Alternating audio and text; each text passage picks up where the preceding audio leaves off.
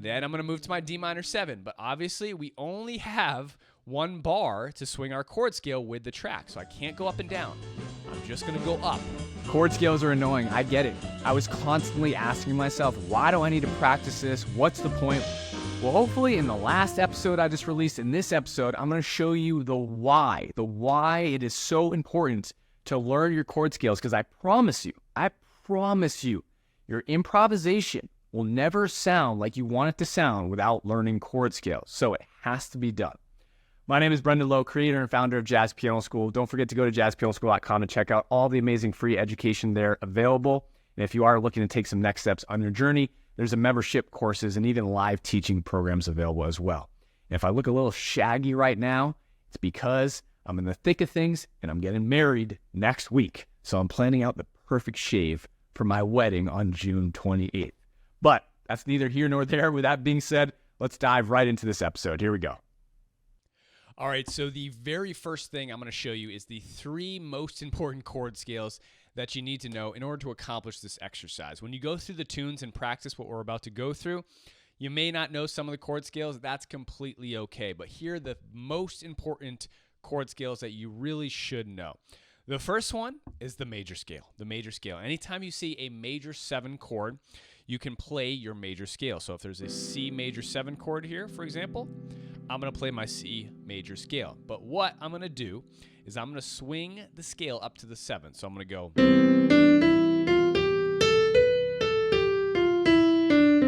Okay.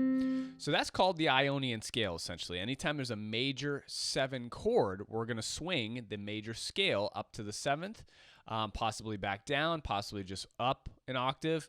I'm going to get to that in just a second, but that is the corresponding chord scale for all major 7 chords at this level. At this level, right? There's obviously more options, but at this level, this is where you want to start.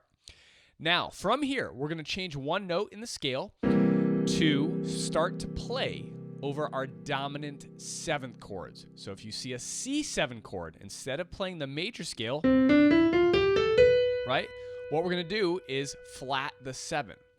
So I'm going to make that a flat 7. This creates our Mixolydian scale. All right, so now I'm going to swing up to the flat 7 and back down, right? And again, we're going to use this same process. Now, if you don't know your chord scales and you haven't practiced them, obviously going through a tune is going to be quite difficult, and that's why it's really helpful to practice your chord scales first before you attempt these exercises with the tunes, because you're not going to know how to do this, right? The last chord scale is we're going to take the Mixolydian scale that we just learned, right? And now all we're going to do is change one more note. We're going to change the third, the major 3rd, to a flat 3rd. This is going to be the chord scale we're going to use over all minor 7 chords, and in this case, a C minor 7. So now I have this. Okay? So 3 different chord scales. This will cover 99% of the chord scales that you need to know in jazz. And I can guarantee you that 9 out of 10 students don't even get to that level, right? Because of not that because they're not disciplined or they don't want to work hard at this craft, but there's so much confusion out there about chord scales, the Lydian, super Lydian, Locrian. Like, you don't need all that, right? Just start here, because this will cover 99% of the chord scales you need to know. And if you can play your chord scales over any chord, just the 3 I showed you, essentially in any key, you're good to go. All right? So what we're going to do now is, actually, let me review them one more time. So again, major 7, right, is going to be your major scale, okay? Your dominant 7. We're going to flat the 7 and make it a flat 7. And then finally, we're going to take that scale and we're going to flat the major 3rd to make it a minor 3rd. Okay, now let me give you an example of this, right? In a 2-5-1, for example, this is pretty easy, right? So we're going to play our Dorian mode, essentially the one I just played for you, right? And again, you'll want to practice these before pulling up a tune like I'm about to do, because you got to get comfortable with them first. So here's my Dorian mode. Now again, you can take the little trick that I just showed you. Play the major scale, the D major scale, flat the 7, you got your Mixolydian, and then flat the 3rd. That'll give you the chord scale in any key. Like if you do that in A flat, you can take your A flat major scale, right? Flat the 7, and then finally flat the 3rd. That's the best way, a really easy way to find the minor 7 chord scale, and you can do that for the Mixolydian as well. Again, let's say you're trying to play a D7, take your D major scale, flat the 7, and boom, you got your Mixolydian scale. So really, really simple to get these chord scales and learn them. Obviously not so simple to practice them in all keys. But again, back to this 2-5-1 in the key of C. I'd play my Dorian, up and down. I'm going to play my Mixolydian, and I'm going to play my Ionian. Now again, in tunes, I'm about to pull up a tune here in just a second. Not all tunes are just constant 2-5-1s, right? Sometimes you might have an F minor 7 going to an A flat minor 7. So you need to be able to play your minor chord scale for F minor 7 back to back with your chord scale to A flat minor 7. Right? And that's one of the things you really have to work on and practice separately outside of the tune in order to do this next exercise, because your goal is to work up to being able to open up to a tune like I'm about to do and play through the tune with the appropriate chord scales and not miss a note. That's really your goal. And if you can do that, you're in an amazing spot to create some awesome improvisation. Now, the tune I'm going to start to work on with you is going to be Take the A Train. Take the A Train. The reason I'm doing this one is because, as you can see, it's a lot of very simple chord changes. We do have a couple interesting chord changes thrown in there, but for the most part, it's going to be pretty straightforward. So, just as a reminder, why are we doing this? Why? Why are we practicing our chord scales up and down? If you watched the last podcast episode, you would know the answer to that. But if you didn't, and you're just joining me right now, I'm going to tell you why. Bebop and improv is made up of 3 components: steps, skips, and bebop approaches. So if I want to create any sort of improv that sounds like bebop, it's going to be made up of those 3 components. Check it out.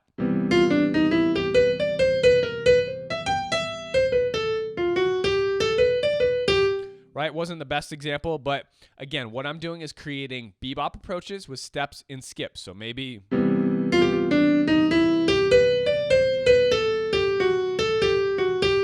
I did a bebop approach, skips, and steps. Something like that, and a bebop approach at the end.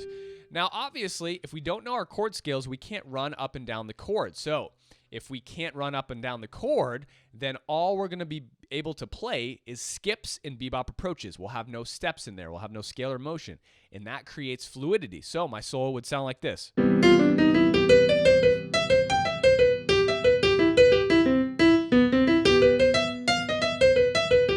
All skips, right?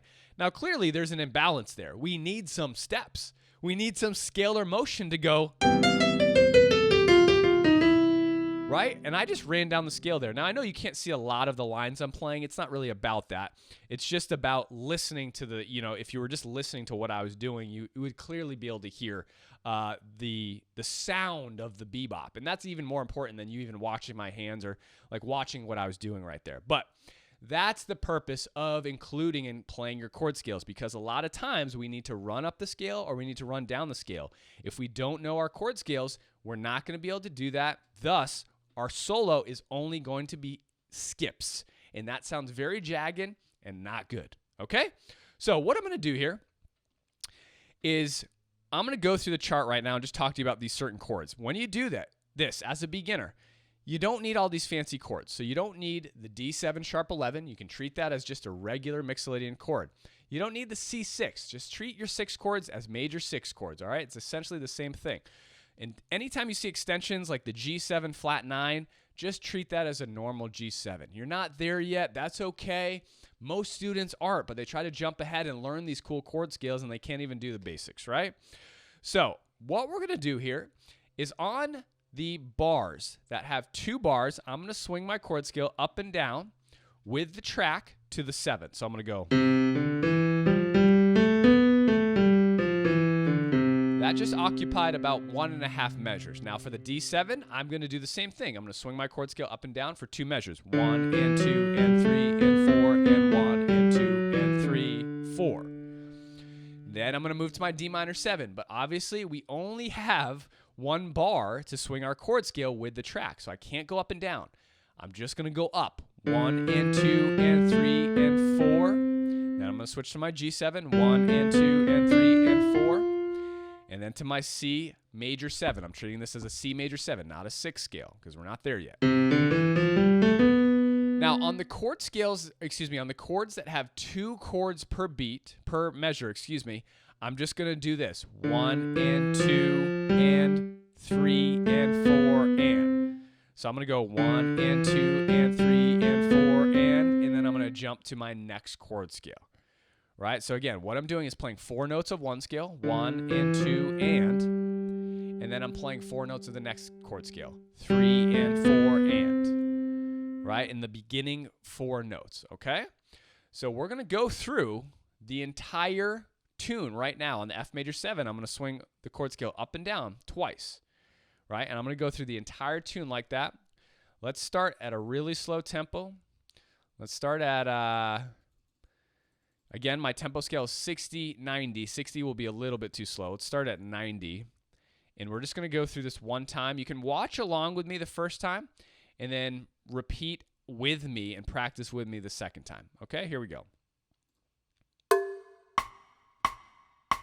Oh, 8 beats. Sorry, let's try that again. My bad. I had my iReal Pro set to 8 beats. So we're going to have 8 beats up front here. Here we go. I did it again.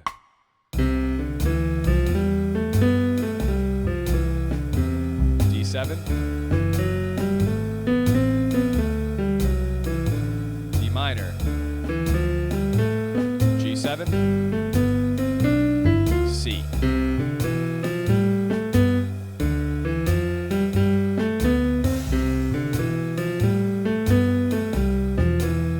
D7.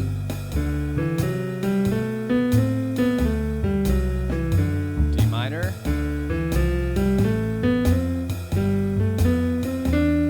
C major. G minor.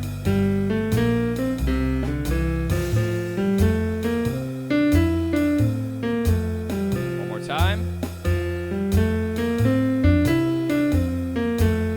D7. D minor. G7. Back to C7. D7.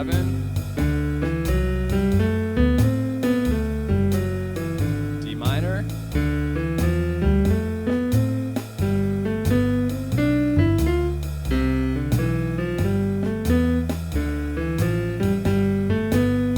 And then we're at the top. Okay? So this is a really, really great way to get comfortable with the scalar motion in a tune, right? And obviously you needed to know these chord scales before you went about even practicing this. And this is a very easy way to start to get into it. Now there's lots of chord scales. And again, you should take your improv in slow baby steps. So we've learned essentially the chord scales that are needed for this tune. Now, if you learned all your chord scales and all the keys, you could pretty much open up to any tune and do this. Right? If you learn all your chord scales and every key, you can open up to any tune and pretty much do this. Besides some of the fancy chords like your minor 7 flat 5, I haven't gone over, your diminished scales, stuff like that. But this is really the goal, and it's so difficult for students to even get to this level. And again, the reason this is so uber important is because the scalar motion in bebop, in improv, creates lines like this.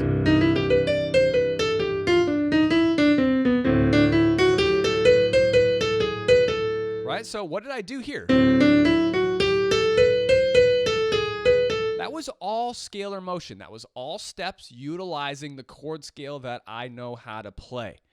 If you can't play your chord scale, you're going to play funky notes. It's going to sound weird. There's going to be no fluidity in your solo, and that's what students are missing so much of. Now, let me try to give you some variations to this. Obviously, in the single measures where you're going up with your chord scale, right? You can change those to go down. So you can change those to go down. You know what I just realized? I had the chord scale. Let me do the example down here. So here, this is over the D7 that you couldn't see before. I'm going to replay this for you just so you can see the chord scale motion. Right? So I'm starting on the 7th. And then ending with a bebop approach. Now on the C major 7, I went.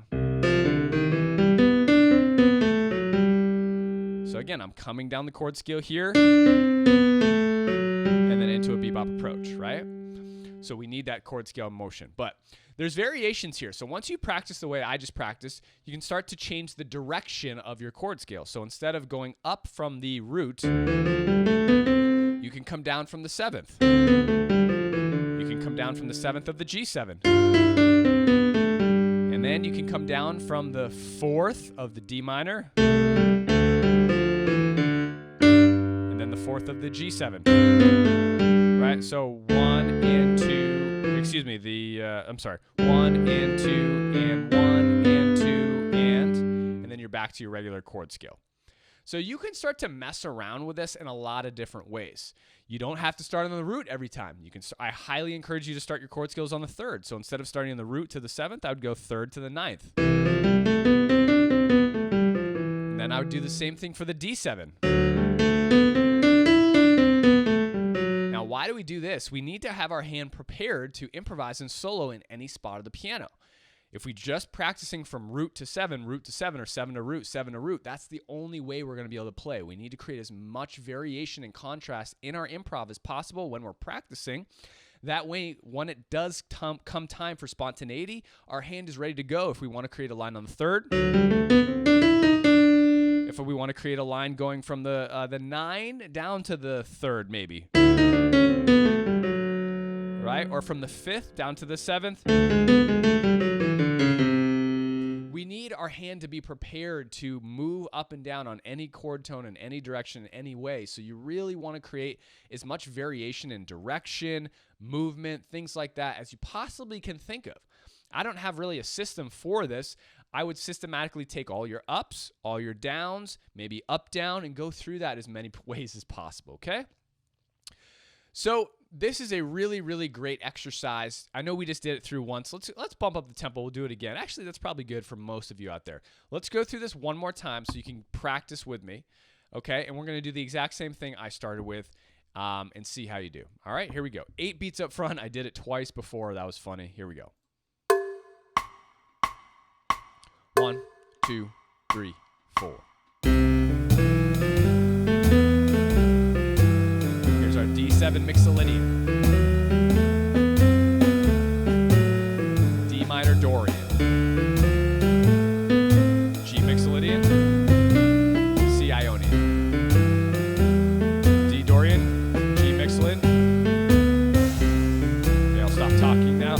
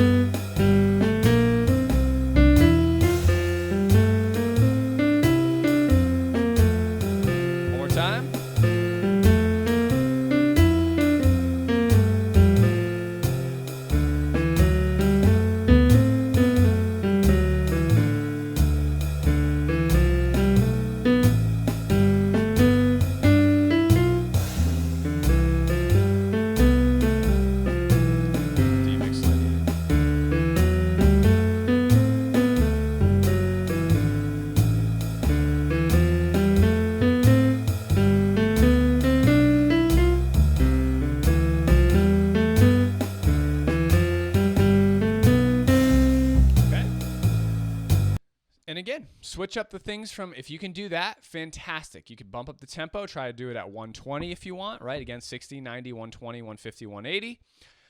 Then you can start to switch up the directions, and then you can start to tackle other tunes. Pick another tune and try to see if you can go through a more complicated tune with more chord changes, right? Again, still ignoring all the extensions, all the minor 7 flat 5s. We're just working on these 3 chord scales, and I promise you, If you can really work hard and master the 3 chord scales, you're going to be in a much better place than I normally see students, like 9 out of 10 students. If you can just get your major 7s, your minor 7s, and your dominant 7 chord skills down cold, you're going to be in a fantastic place for your improv to add in that amazing sounding fluidity of that scalar motion mixed in with steps and bebop approaches. Now, if you don't know your bebop approaches yet, that's fine.